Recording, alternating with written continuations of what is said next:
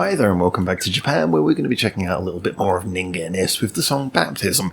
Now, we've been listening to a lot more Ningen ISU than I perhaps originally expected, because as anyone who's been following this journey's known, at first I was thinking to myself, well, it's kind of an old school metal thing, and I'm maybe not so much into the old school sounds, the sort of more raw metal sounds. Kind of the stuff that's very riff-based. It's not always my thing.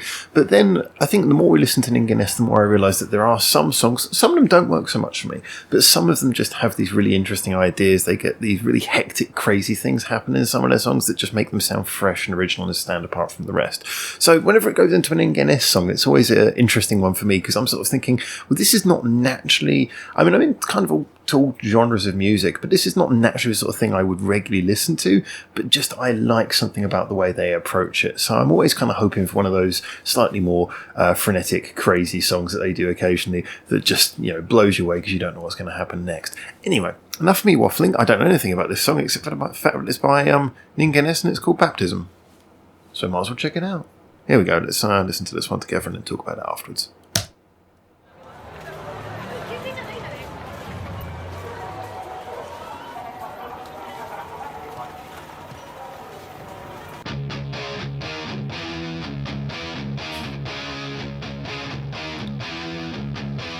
I like the video style already.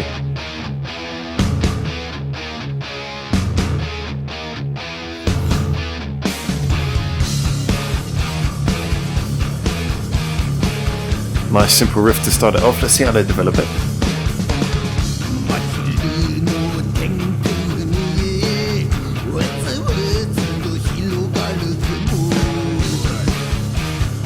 Yeah, I heard the bassist used to be the lead singer. Is this one of those songs?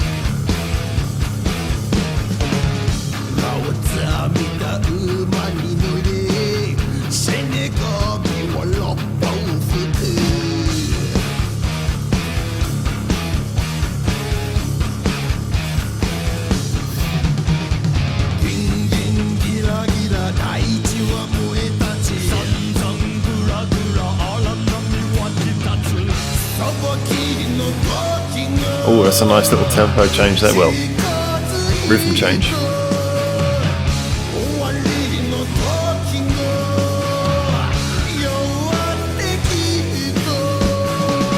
It's weird seeing him as the lead singer and with long hair. Credit to the art style though, isn't it? It's amazing how many bands would spend loads of money on CGI for something like this, and yet they're doing it much better with paper cutout style graphics.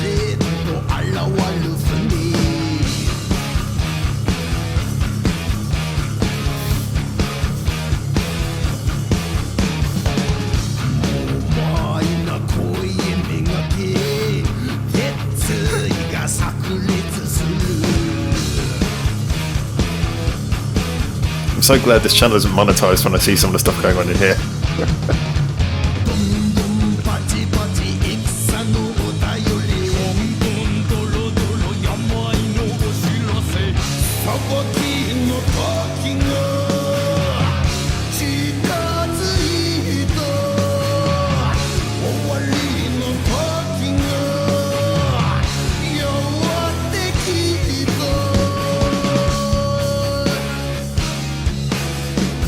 That gave my eyes a bit of a workout for a second there.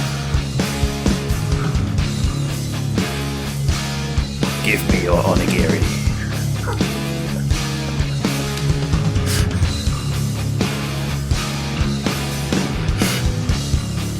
I gotta admit, the song kind of works, but it is, with 3 minutes left to go, only about halfway through, it is very much based on a very simple riff, so I'm hoping that they add more to it.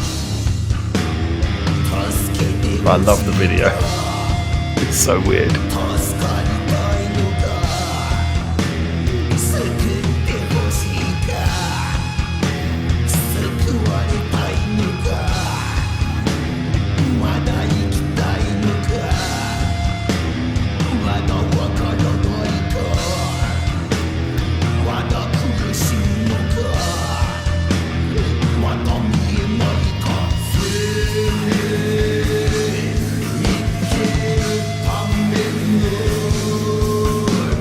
It's kind of hard to 100% make out what's happening in the drawn elements of the video, but it's clearly some pretty messed up stuff.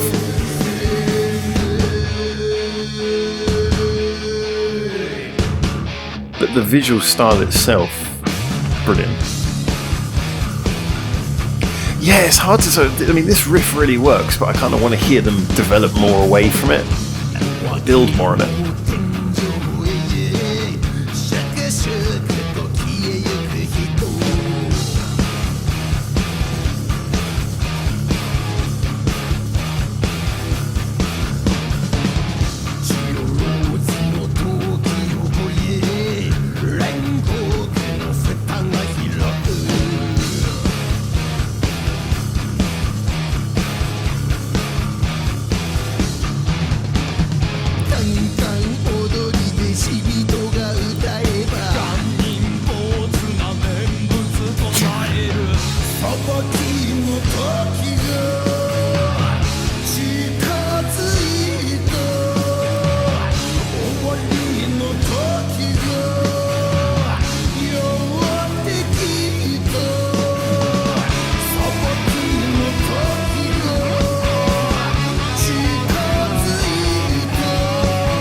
That's a cool solo.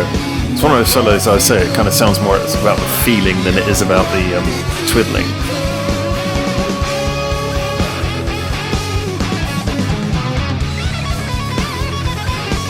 Yeah. You can hear him put the feeling into the strings, yeah, you can...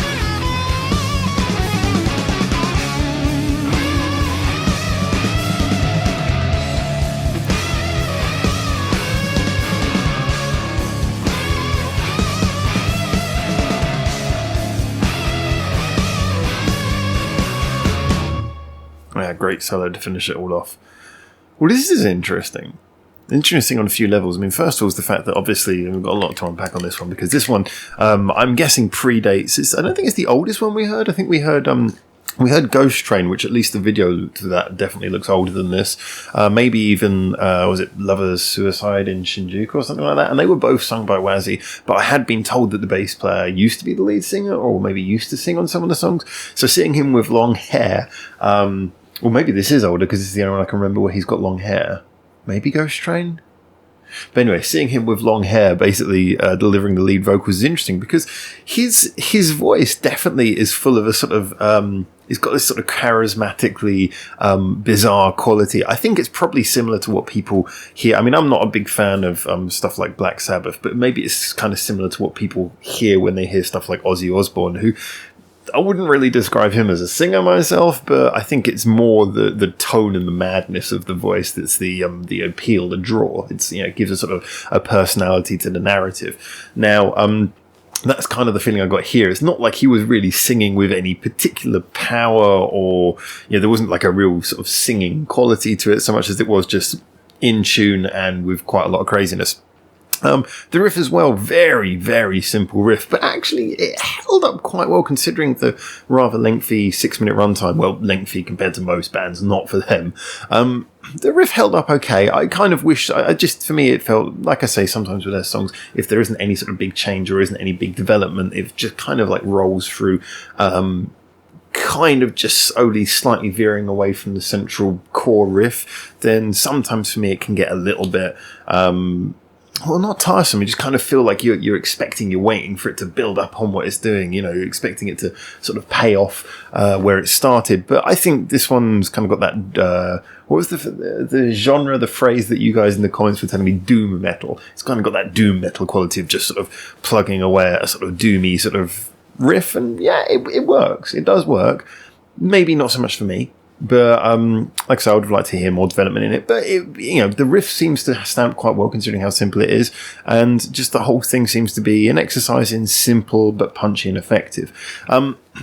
It is interesting, like I say, because the difference between I actually don't know the bass player's name, but the bass player's vocal and Wazzy's vocal on the guitar, which we used to hearing on this channel, I think Wazzy still has a lot of personality in his vocals. Not quite as much colour and character as with this, but he also seems to have a lot of power as well. He's a small fella, but he's got a lot of power in his vocals. So yeah, I think, to be honest, usually I prefer the Wazzy vocals because I think he manages to... with only this song as a comparison, maybe this is not the best example to compare it to, I think he seems to be able to carry more of a sort of a power and a grandiose nature to the vocals. nothing against the bass player's vocals, but I kind of think at the moment it seems to me like I prefer what Wazzy does, but maybe the band agreed, maybe that's why they went in that direction themselves long term. And I think, when you hear them both singing together, I mean, I was kind of familiar with the bass player's voice because I've kind of heard him in the background of some of the other songs. It works, and I think that's kind of where it's nice, is him adding the colour to the background of Wazzy's vocals. Anyway, sorry, focusing more on this as well.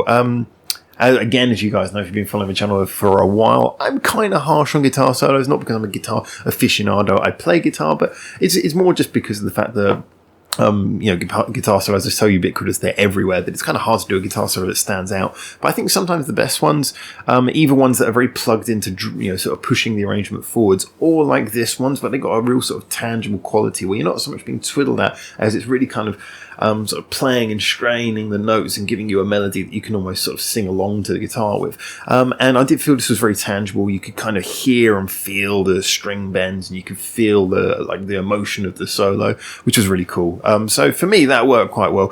So this has a lot of qualities in it. This is not necessarily bad. Like I said, it doesn't just doesn't kind of appeal maybe to my own personal biases. Hashtag no bias. But yeah, no, I do think that this is actually probably a better song than I can give it credit for. And I think in comparison to the songs of theirs that I usually don't like as much, the ones that are just kind of very much riff based and don't really sort of develop, sort of don't build up or anything like that, or don't go crazy, or don't really sort of take any left turns at any point. Of those ones, this is probably my favourite of those, because it just seems to settle and work quite well. But that might have been slightly because I thought the video was really good, complimentary to it. Now, I don't actually know what the lyrics in this song were about. As always with these songs, my Japanese is just, I need to learn more, but it's not quite quick enough to pick things up on the fly. I can pick up some bits, but not enough to really understand the lyrics in detail. But the video was really interestingly, I loved the visual style, I loved the way it was done, but it did go to some dark places. I mean, there was, let's be honest, there was what appeared to be an orgy going on halfway through that, like an animated orgy, and a lot of demons killing people. I mean, it did get a little bit sort of Old Testament-y at times. But, the funny thing is that if you can kind of take that's the sort of dark, creepy vibe that they're going for, it's like one of those horror movies where they always do that really forced thing in horror movies where to make things seem more dramatic, someone finds some sort of historical document that tells them about the last time this terrible thing happened, and there'll be like pictures of people dying, and all kinds of stuff like that. It kind of had that vibe. It was like you were looking at some old text that tells you about some terrible everlasting demonic thing. I mean, let's face it, you've got demons stabbing people at one bit. So there is kind of like a precedent for the vibe of this. But it's one of those things where, like I say, I mean, without knowing the context of the lyrics of the song, it's kind of hard to really pick up on how exactly it matches in with that. But I get the vibe that they were going for, basically. And in that sense, it kind of worked. And they added the fun things. I mean, like although, yeah, it was kind of like they were doing like the tacky blue screen overlays. They did them in a way that they had a sort of charm. They didn't look like they just sort of ran out of budget and didn't have anything to do. It looked like they kind of intended for it to look like that. Right down to the fact that all the layers of all the animation were being done, and they layered the band over the top. And I love the bit where he falls off the cliff and he's just sort of upside down going down. You can just see they flipped the blue screen image, but then they do the same thing with the drum kit, which then of course looks significantly more insane because obviously the drum kit is all falling in unison, nothing falling apart. There was just kind of a sense that someone was enjoying editing that, and it came across as an interesting, fun video if you can stomach the sort of slightly creepy imagery in there. But anyway, yeah. So for me, I think that this as a song, I can imagine if you're a fan of this sort of style, this sort of genre, this sort of music that I think is more akin, more. I can't think of the word.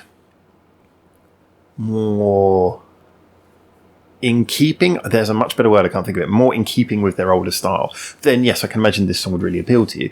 Like I say, I'm perhaps not so much into this side, the older side of their music, but I can see why this works, and it certainly had that appeal to me. So as a song, good. Maybe not so much for me, but really good in its own context. As a video, yeah, visually really interesting, and I think very good for complementing the song. It did a lot to give the song energy and maybe keep it going and keep the song fresh for longer than it otherwise would have done, just relying on that fairly simple structure that it had. So, you know, everything kind of worked together and came to a finished product that even I can enjoy as someone who, like I say, maybe is not the target audience for what the band were doing at this time, at very least.